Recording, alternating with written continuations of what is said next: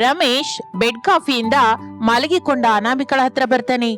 ಅನು ಅನು bed coffee ತಗೊಂಡ್ಬಂದಿದ್ದೀನಿ, ಎದ್ದೇಳು. ಈಗ್ಲೇ ಅಲ್ವಾ ರಾಮ್ ಮಲಗಿರೋದು, ಆಗ್ಲೇ ಬೆಡ್ ಕಾಫಿ ಏನು? ಅನು, ಈಗ ಟೈಮು 10 ಆಗ್ತಾ ಇದೆ. ನೀನು ಅರ್ಲಿ ಮಾರ್ನಿಂಗ್ 6ಗೆ ಬಂದು ಮಲಗಿದ್ಯಾ. ಎಲ್ಲ ನಿನ್ ಟೈಮ್ ಟೇಬಲ್ ಪ್ರಕಾರನೇ ನಡೀತಾ ಇದೆ.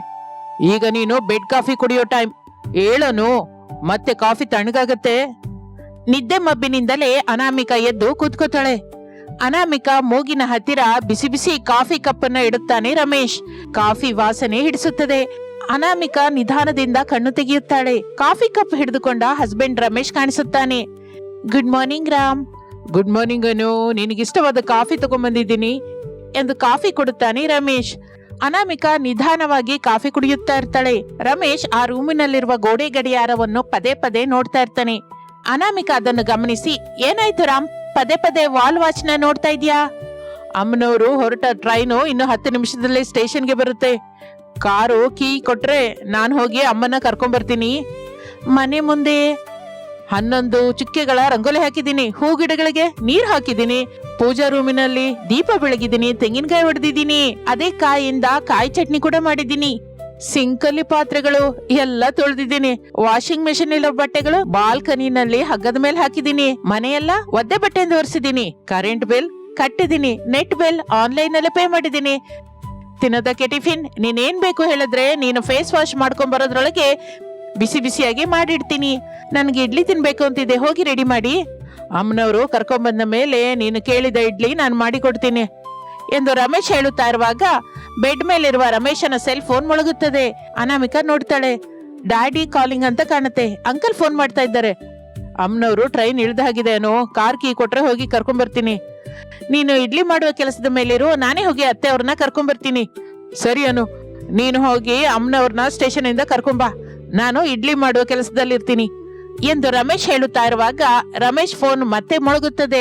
ಹಲೋ ಮಾವಯ್ಯ, ನಾನೇ ಬರ್ತಾ ಇದ್ದೀನಿ. ಸ್ಟೇಷನ್ ಹೊರಗೆ ಬಸ್ ಸ್ಟ್ಯಾಂಡ್ ಇದೆ, ಆ ಬಸ್ ಸ್ಟ್ಯಾಂಡ್ ಹತ್ರ ಇದ್ಬಿಡಿ ಎಂದು ಹೇಳಿ ಫೋನ್ ಇಡುತ್ತಾಳೆ.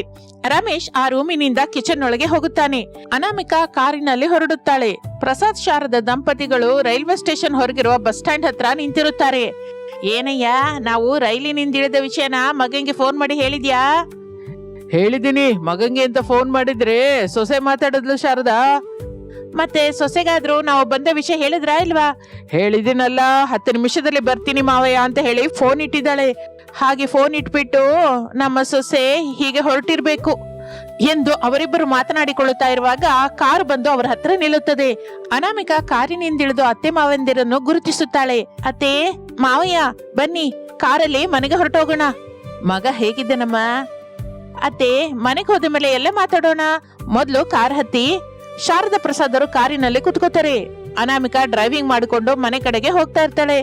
ರಮೇಶ್ ಕಿಚನ್ ಅಲ್ಲಿ ಇಡ್ಲಿ ಕುಕ್ಕರ್ ಅನ್ನ ಒಲೆ ಮೇಲೆ ಇಡ್ತಾನೆ. ಅನಾಮಿಕಾ ಅಮ್ಮನ ಕರ್ಕೊಂಡ್ಬರೋ ಹೊತ್ತಿಗೆ ಇಡ್ಲಿ ರೆಡಿ ಮಾಡಿರ್ಬೇಕು ಅಂದುಕೊಳ್ಳುತ್ತಾ ಇರುವಾಗ 10 ನಿಮಿಷದಲ್ಲಿ ಕಾರು ಮನೆ ಮುಂದೆ ನಿಲ್ಲುತ್ತದೆ. ಅನಾಮಿಕಾ ಕಾಲಿಂಗ್ ಬೆಲ್ ಒತ್ತುತ್ತಾಳೆ. ಬಟ್ಟೆ ಮೇಲೆ ಮುಖದ ಮೇಲಿರುವ ಇಡ್ಲಿ ಹಿಟ್ಟಿನಿಂದ ರಮೇಶ್ ಬಂದು ಬಾಗಿಲು ತೆಗೆಯುತ್ತಾನೆ. ಶಾರದಾ ಪ್ರಸಾದರು ಇಡ್ಲಿ ಹಿಟ್ಟಿನಿಂದಿರುವ ಮಗನನ್ನು ನೋಡಿ ಶಾಕ್ ಆಗುತ್ತಾರೆ. ಇದೇನು ಮಗನೇ, ಮುಖಕ್ಕೆ ಬಟ್ಟಿಗೆ ಹಿಟ್ಟಿದೆ, ಏನ್ ಮಾಡ್ತಾ ಇದೀಯಪ್ಪ? ಮೊದ್ಲು ಮನೆಯೊಳಗೆ ಬನ್ನಿ ಅಮ್ಮ, ಹೀಗೆ ಹೊರಗೆ ಏನು ಮಾತಾಡ್ತೀರಾ? ಬಾ ಶಾರದಾ, ಮನೆಯೊಳಗೆ ಹೋಗೋಣ. ಶಾರದಾ ಪ್ರಸಾದರು ಒಳಗಡೆಗೆ ಹೊರಟು ಹೋಗುತ್ತಾರೆ. ರಮೇಶ್ ಅವರ ಜೊತೆ ಮಾತನಾಡುತ್ತಾ ಇದ್ದರೆ ಅನಾಮಿಕಾ ಒಳಗೆ ಬರುತ್ತಾಳೆ. ರಾಮ್, ನಾನು ಸ್ನಾನ ಮಾಡ್ಕೊಂಡ್ ಬರ್ತೀನಿ. ಬಿಸಿ ಬಿಸಿ ಇಡ್ಲಿ ಜೊತೆ ಶುಂಠಿ ಚಟ್ನಿ ಕೂಡ ರೆಡಿ ಇರ್ಬೇಕು. ಹಾಗೇನು, ನೀನ್ ಹೋಗು. ಅತ್ತೆ, ನಿಮಗೆ ಸಪರೇಟ್ ಬ್ರೆಡ್ ರೂಮ್ ಇದೆ, ಹೋಗಿ ಅದರಲ್ಲಿರಿ. ರೆಡಿಯಾಗಿ ರಾಮ್ ಮಾಡಿದ ಇಡ್ಲಿನ ತಿನ್ನಿ, ಇನ್ನು ರೂಮ್ಗೆ ಹೋಗಿ ಎಂದು ಹೇಳಿ ಅನಾಮಿಕಾ ಹೊರಟು ಹೋಗುತ್ತಾಳೆ. ನೀನ್ ಇಡ್ಲಿ ಮಾಡೋದೇನು, ಸೊಸೆ ಕಾರ್ ತಗೊಂಡು ನಮ್ಮನ್ನ ಕರ್ಕೊಂಡ್ ಬರೋದೇನು? ಅಮ್ಮ, ಹೇಗೂ 1 ವಾರ ಇರ್ತೀರಲ್ಲ, ಎಲ್ಲ ವಿವರವಾಗಿ ಹೇಳ್ತೀನಿ. ಈಗ ನೀವು ಹೋಗಿ ಸ್ನಾನ ಮಾಡ್ಕೊಂಡ್ ಬನ್ನಿ, ಶುಂಠಿ ಚಟ್ನಿಯಿಂದ ಬಿಸಿ ಬಿಸಿ ಇಡ್ಲಿ ತಿನ್ನುವಂತೆ ಎಂದು ಹೇಳುತ್ತಲೇ ಶಾರದಾ ಪ್ರಸಾದರು ರೂಮಿನೊಳಗೆ ಹೋಗುತ್ತಾರೆ. ರಮೇಶ್ ಕಿಚನ್ ಒಳಗೆ ಹೋಗುತ್ತಾನೆ. ಒಲೆ ಮೇಲಿರುವ ಇಡ್ಲಿ ಕುಕ್ಕರ್ ವಿಸಿಲ್ ಹಾಕುತ್ತದೆ. ರಮೇಶ್ ಸಂತೋಷ ಪಡುತ್ತಾನೆ. ಅಮ್ಮಯ್ಯ, ಅನಾಮಿಕಾ ರೆಡಿಯಾಗಿ ಬರುವುದ್ರೊಳಗೆ ಟಿಫಿನ್ ರೆಡಿಯಾಗಿದೆ ಎಂದುಕೊಂಡು ಡೈನಿಂಗ್ ಟೇಬಲ್ ಮೇಲೆ ಎಲ್ಲ ಜೋಡಿಸಿಡುತ್ತಾನೆ. ಮೂವರನ್ನು ಕರೆಯುತ್ತಾನೆ. ಶಾರದಾ, ಪ್ರಸಾದ್, ಅನಾಮಿಕಾ ಮೂವರು ಬಂದು ಕುತ್ಕೋತಾರೆ. ರಮೇಶ್ ಮೂವರಿಗೂ ಬಡಿಸುತ್ತಾ ಇರ್ತಾನೆ. ಅದು ಶಾರದಂಗೆ ಹಿಡಿಸಲಿಲ್ಲ. ನೀನೇನೋ ಸೊಸೆ ಮಾಡ್ಬೇಕಾದ ಕೆಲ್ಸವೆಲ್ಲ ನೀನ್ ಮಾಡ್ತಾ ಇದೀಯಾ, ನೀನ್ ಮಾಡ್ಬೇಕಾದ ಕೆಲ್ಸವೆಲ್ಲ ಸೊಸೆ ಮಾಡ್ತಾ ಇದ್ದಾಳೆ. ಈ ಮನೇಲಿ ನಿಮ್ಮಿಬ್ಬರ ಮಧ್ಯೆ ನಿಜಕ್ಕೆ ಏನ್ ನಡೀತಾ ಇದೆ? ಅತ್ತೆ, ಅನು, ನೀನು ತಿಂದು ಹೋಗಿ ಮಲ್ಕೋ.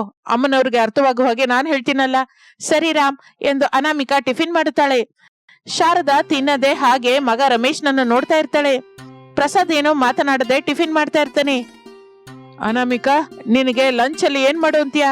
ಅತ್ತೆಯವರು ಕೂಡ ಬಂದಿದ್ದಾರಲ್ಲ, ಚಿಕನ್ ಮಾಡ್ಬಿಡಿ ರಾಮ್. ಹಾಗೆ ಏನು ಎಂದು ಹೇಳುತ್ತಲೇ ಅನಾಮಿಕಾ ಹೊರಟು ಹೋಗುತ್ತಾಳೆ. ಇನ್ನು ರಮೇಶ್ ತಿನ್ನೋದಕ್ಕೆ ಕುತ್ಕೋತಾನೆ. ರಮೇಶ್ ನಡೆದ ಕಥೆಯನ್ನು ವಿವರವಾಗಿ ಶಾರದಾ ಪ್ರಸಾದರಿಗೆ ಹೇಳುತ್ತಾ ಇರ್ತಾನೆ. ಅವರು ಬಾಯಿ ತೆಗೆದು ನೋಡ್ತಾ ಇರ್ತಾರೆ. ಅದಕ್ಕೆ ಅಮ್ಮ, ನಾನು ಮನೆ ಕೆಲಸನ ಅಡಿಗೆ ಕೆಲಸನ ಮಾಡ್ತಾ ಇದ್ದೀನಿ. ಸೊಸೆ ನೈಟ್ ಶಿಫ್ಟ್ ಆಫೀಸ್ ಅಲ್ಲಿ ಮಾಡ್ತಾಳೆ. ನೀನು? ನಾನು ಹಾಯಾಗಿ ಮನೆಯಲ್ಲಿ ಮಲ್ಕೋತೀನಲ್ಲಮ್ಮ. ಸೊಸೆ ಬೆಳಿಗ್ಗೆ ಬಂದು ಮಲ್ಕೋತಾಳೆ, ನೀನೆಲ್ಲ ಕೆಲಸ ಮಾಡ್ತಾ ಇರ್ತೀಯ, ಅಷ್ಟೇನಾ? ಅಷ್ಟೇ ಅಮ್ಮ. ಶಾರದಾ, ನೈಟ್ ಶಿಫ್ಟ್ ಸೊಸೆ, ಡೇ ಶಿಫ್ಟ್ ಮಗ.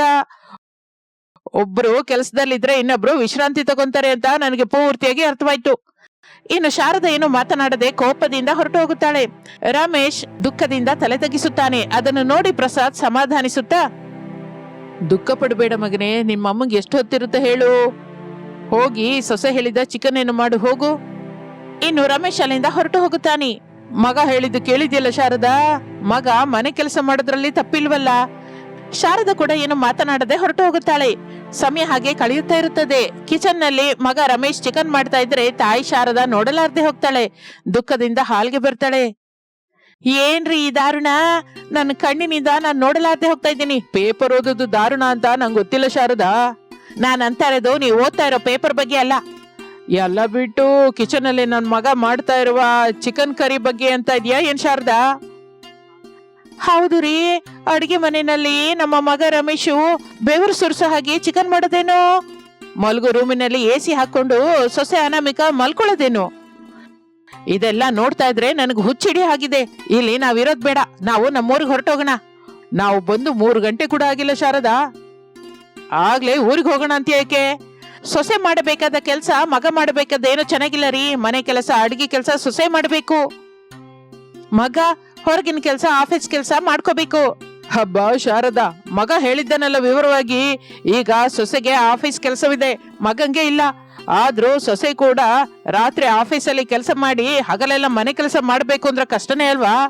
ಹಾಗೆ ಏನಕ್ಕೆ ನೀನು ಆಲೋಚಿಸ್ತಾ ಇಲ್ಲ? ಶಾರದಾ ಇನ್ನೇನು ಮಾತನಾಡಲಾರದೆ ಹೋಗುತ್ತಾಳೆ. ನೋಡು ಶಾರದಾ, ಸೊಸೆ ಮಾಡಬೇಕಾದ ಕೆಲಸ ಮಗ ಮಾಡ್ತಾ ಇದ್ದಾನೆ ಅಂತ ದುಃಖ ಪಡಬೇಡ. ಮತ್ತೆ ಮಗ ಕಟ್ಟಬೇಕಾದ ದುಡ್ಡನ್ನೆಲ್ಲ ಸೊಸೆ ಕಟ್ತಾ ಇದ್ದಾಳಲ್ಲ, ಅದು ನಿಂಗೆ ಕಾಣಿಸ್ತಾ ಇಲ್ವಾ? ಅದಲ್ಲ ರೀ. ಯಾವುದಲ್ಲ ಶಾರದಾ, ಇದು ಪಟ್ಟಣ. ಇಲ್ಲಿ ಪರಿಸ್ಥಿತಿ ಹೇಗಿರುತ್ತೋ ನಮಗ್ ಗೊತ್ತಿಲ್ಲ. ಸಾಫ್ಟ್ವೇರ್ ಜಾಬ್ಗಳು ಹೋಗ್ತಾ ಇದೆ ಅಂತ ನಾವು ಟ್ರೈನ್ ಅಲ್ಲಿ ಬರ್ತಾ ಇರುವಾಗ ಅವರು ಮಾತಾಡ್ಕೋತಾ ಇದ್ದಿದ್ದು ಕೇಳಿಸ್ಕೊಂಡ್ಯಲ್ಲ? ಹೌದು ರೀ, ಇರೋ ಒಬ್ಬ ಮಗಂಗೆ ಜಾಬ್ ಹೋಗಿದ್ರಿಂದ ಕಾರ್ ಲೋನ್ ಕಟ್ಟೋದು ಕಷ್ಟವಾಗಿದೆ ಅಂತ ಕಾರನ್ನ ಎಳ್ಕೊಂಡು ಹೋದ್ರಂತಲ್ಲ. ಪಾಪ ಅವರೆಷ್ಟು ದುಃಖ ಪಟ್ರು. ಶಾರದಾ, ಇಲ್ಲಿ ನಾವು ಒಂದು ವಿಷಯ ನೆನ್ಪಿಟ್ಕೋಬೇಕು. ಏನ ವಿಷಯ? ಮಗ ಸೊಸೆ ಇಬ್ಬರು ಒಬ್ಬರನ್ನೊಬ್ಬರು ಅರ್ಥ ಮಾಡಿಕೊಂಡು ಚೆನ್ನಾಗಿ ಸಂಸಾರ ಮಾಡಿಕೊಂಡು ಸಂತೋಷವಾಗಿರ್ತಾ ಇದ್ದಾರೆ. ಯಾರು ಮನೆ ಕೆಲಸ ಮಾಡಿದ್ರು, ಯಾರು ಆಫೀಸ್ ಕೆಲಸ ಮಾಡಿದ್ರು ನಮಗೆ ಬೇಕಾಗಿದ್ದೇನೋ ಮಗ ಸೊಸೆ ಸಂತೋಷವಾಗಿರೋದು. ಮತ್ತೆ ಅವರಿಬ್ರು ಸಂತೋಷವಾಗಿ ಇದ್ದಾರಲ್ಲ ಎಂದು ಪ್ರಸಾದ್ ಹೇಳಿದ ಮಾತಿನಿಂದ ಶಾರದಂಗೆ ಬುದ್ಧಿ ಬರುತ್ತದೆ. ಇನ್ನೇನೋ ಮಾತನಾಡದೆ ಕಿಚನ್ ಒಳಗೆ ಹೋಗುತ್ತಾಳೆ. ರಮೇಶನ್ಗೆ ಚಿಕನ್ ಕರಿ ಮಾಡುವುದರಲ್ಲಿ ಸಹಾಯ ಮಾಡ್ತಾ ಇರ್ತಾಳೆ. ಹಾಗೆ ಶಾರದಾ ದಂಪತಿಗಳು 1 ವಾರದ ಹೊತ್ತು ಮಗ ಸೊಸೆಯರ ಜೊತೆ ಸಂಭ್ರಮದಿಂದ ಇರುತ್ತಾರೆ. ತಿರುಗಿ ಮತ್ತೆ ಊರಿಗೆ ಹೊರಟು ಹೋಗುತ್ತಾರೆ. ಇಲ್ಲಿ ರಮೇಶ್ ಅನಾಮಿಕಾ ಕೂಡ ಒಬ್ಬರಿಗೆ ಒಬ್ಬರು ಸಹಾಯ ಮಾಡಿಕೊಳ್ಳುತ್ತಾ ಚೆನ್ನಾಗಿ ಸಂಸಾರ ಮಾಡ್ಕೋತಾ ಇರ್ತಾರೆ. ನೈಟ್ ಶಿಫ್ಟ್ ಅಲ್ಲಿ ಅನಾಮಿಕಾ ಜಾಬ್ ಮಾಡಿ ಹಗಲು ಮನೆಗೆ ಬರುತ್ತಲೇ ರೆಸ್ಟ್ ತಗೊಂತಾ ಇದ್ರೆ, ಕೆಲಸ ಕಳೆದುಕೊಂಡ ರಮೇಶ್ ಅನಾಮಿಕಂಗೆ ಮನೆ ಕೆಲಸಲ್ಲಿ ಹೆಲ್ಪ್ ಮಾಡ್ತಾ ಇರ್ತಾನೆ.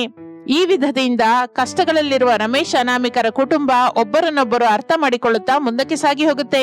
ಇದು ಇಂದಿನ ಕತೆ. ಮತ್ತೊಂದು ಆಸಕ್ತಿಕರ ಕತೆ ಜೊತೆ ಮತ್ತೆ ಸೇರೋಣ. ನಮಸ್ತೆ. ಸಿಟಿಯಲ್ಲಿ ವಿನೋದನ ಮನೆಯಲ್ಲಿ ಶಾರದಾ, ಆಕೆ ಗಂಡ ಪ್ರಸಾದ್, ದೊಡ್ಡ ಮಗ ರಮೇಶ್, ದೊಡ್ಡ ಸೊಸೆ ಅನಾಮಿಕಾ ಇರ್ತಾ ಇದ್ರು. ಸಾಫ್ಟ್ವೇರ್ ಜಾಬ್ ಮಾಡುವ ಭಾವನೆಗೆ ಅದು ಹಿಡಿಸ್ತಾ ಇರ್ಲಿಲ್ಲ. ತನ್ನ ಸಂಪಾದನೆ ಎಲ್ಲವನ್ನು ದೋಚ್ಕೊಂಡು ತಿಂತಾ ಇದ್ದಾರೆ ಅಂತ ತುಂಬಾ ದುಃಖ ಪಡುತ್ತಾ ಗಂಡ ವಿನೋದನ ಹತ್ರ ಪದೇ ಪದೇ ಜಗಳವಾಡ್ತಾ ಇದ್ಲು. ವಿನೋದ್, ನಿಮ್ಮ ಅಮ್ಮನವರು ಊರಿಗೆ ಯಾವಾಗ ಹೋಗ್ತಾ ಇದ್ದಾರೆ? ಗಟ್ಟಿಯಾಗಿ ಮಾತಾಡ್ಬಿಡ ಭಾವನಾ, ಅಮ್ಮನವ್ರು ಕೇಳಿದ್ರೆ ದುಃಖ ಪಡ್ತಾರೆ. ಅವ್ರು ದುಃಖ ಪಟ್ರೆ ನಂಗೇನೋ, ಚೆನ್ನಾಗಿಲ್ದಿದ್ರೆ ನಂಗೇನೋ. ಅವರು ನನ್ ಮನೇಲಿರೋದು ಕ್ಷಣ ಕೂಡ ನನಗೆ ಇಷ್ಟವಿಲ್ಲ. ಇದ್ದಕ್ಕಿದ್ದ ಹಾಗೆ ನನ್ ಮನೆಯಿಂದ ಹೊರಟು ಹೋಗು ಅಂತ ನೀವ್ ಹೇಳ್ತೀರಾ ಇಲ್ಲ ನಾನೇ ಹೇಳ? ಅದು ಭಾವನಾ, ಅಮ್ಮನವರು ಅಣ್ಣಯ್ಯ ಅತ್ತಿಗೆ ಯಾವಾಗಲೂ ಊರು ಬಿಟ್ಟು ನಮ್ಮ ಹತ್ರ ಬಂದಿಲ್ಲ.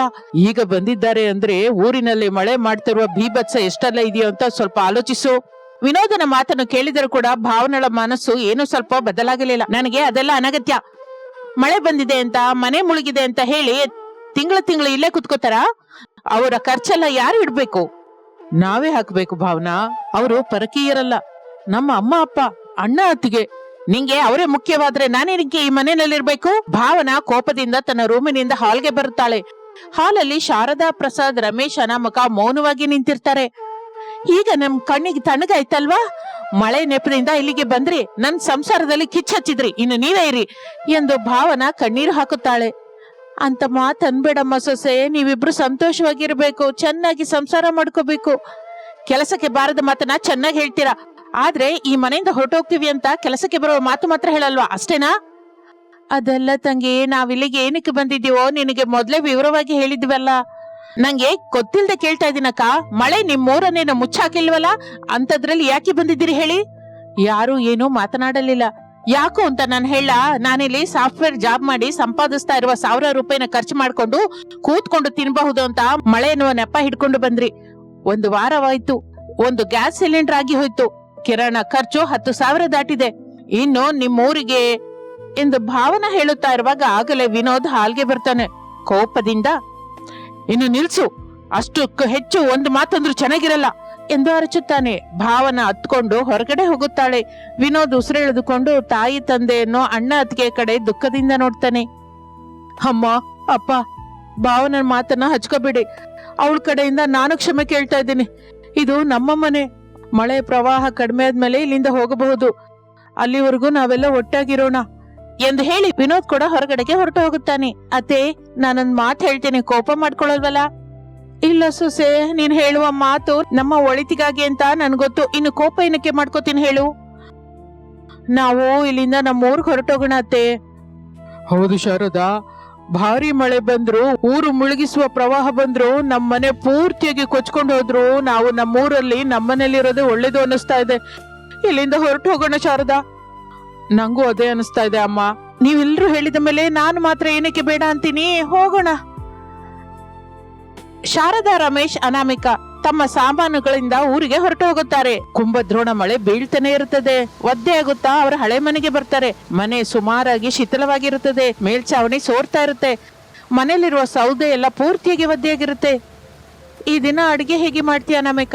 ಸೌದೆ ಎಲ್ಲ ಒದ್ದೆ ಆದ ಮೇಲೆ ಸೊಸೆ ಮಾತ್ರ ಹೇಗೆ ಅಡಿಗೆ ಮಾಡ್ತಾಳೆ ಮಗನೇ? ಹಸುವೆಯಿಂದ ಮಲ್ಕೊಳ್ಳೇಬೇಕಲ್ವಾ?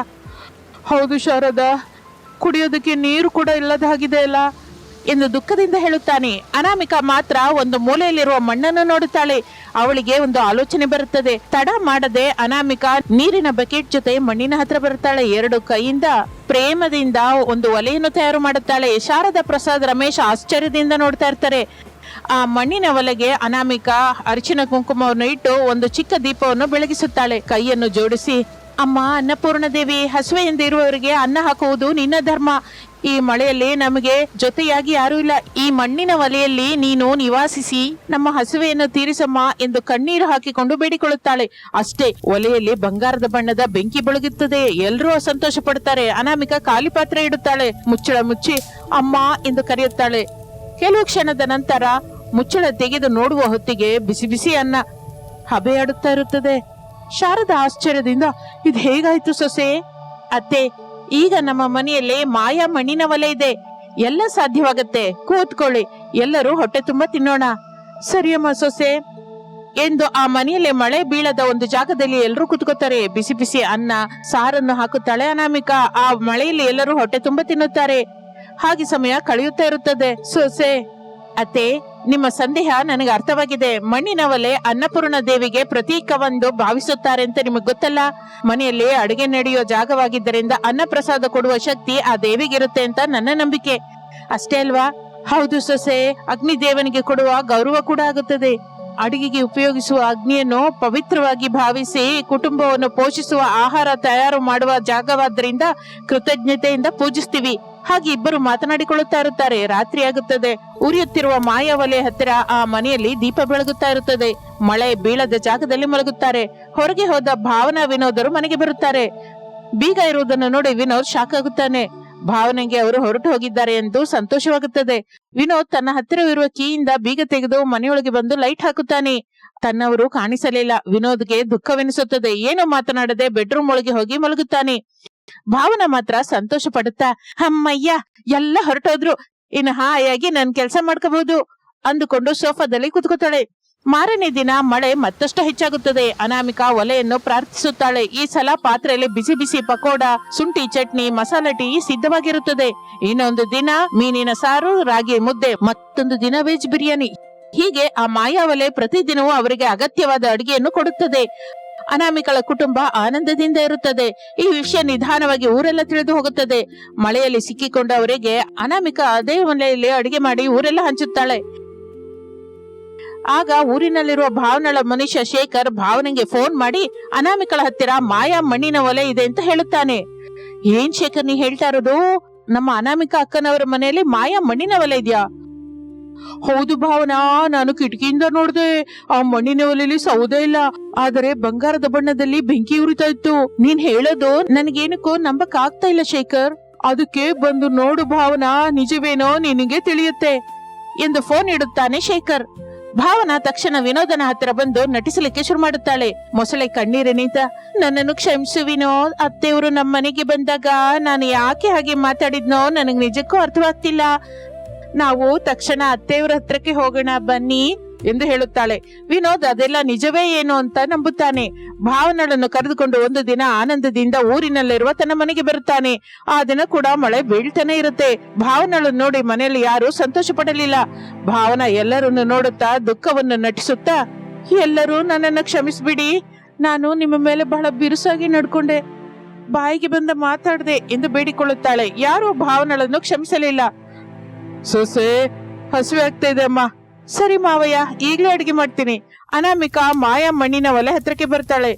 ಒಲೆಯಲ್ಲಿ ಬಂಗಾರದ ಬಣ್ಣದ ಅಗ್ನಿ ಉರಿಯುತ್ತಲೇ ಇರುತ್ತದೆ. ಪಾತ್ರೆ ಹಾಗೆ ಇರುತ್ತದೆ.